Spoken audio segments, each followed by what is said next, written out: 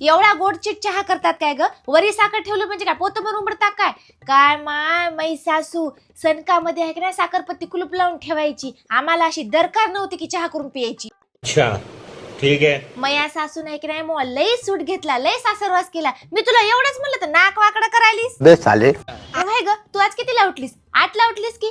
अगं मै सासू मला आहे की नाही सकाळी पहाटे 4ला उठीत गेली आणि जात्यावर दाणे दळायला लावत गेली. मग तर 7 पर्यंत सगळं कामही होत गेलं आणि शेताला जात गेलो आणि झापडीला आल्यावर शेतून आहे की नाही घरी स्वयंपाक सुद्धा करत गेलो आणि तुम्हाला जरा असं काम करणं होईना झालंय आता.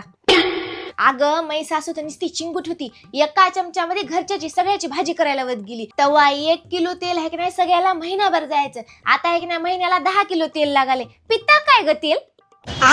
आजकालच्या सुनायला जरासं काय म्हणायचं राहिलं नाही. जरासं काय म्हणलं मी काय केलो असं उलट बोलायला आता. आणि आमच्या सासूपुढी जराशी बोलायची सुद्धा ताकद नव्हती. थर कापत गेले आम्ही. अच्छा आणि तुम्हाला जरासं काय म्हणलं की चटकन जाऊन नवऱ्याला सांगता. आम्ही जर आमच्या नवऱ्याला जाऊन सांगलं तर आम्हाला पोटभर नवरा झडकीत गेला. मै तर सासू माझ्या नवऱ्याला लई लावून देत गेली. अगं मी तर काहीच म्हणणार की ग माझ्या पोराला बैगन. आता तुम्ही आम्हाला मामी डाडी म्हणाल्या. आम्ही आमच्या सासूबाईला आत्या मामी म्हणत गेल्या.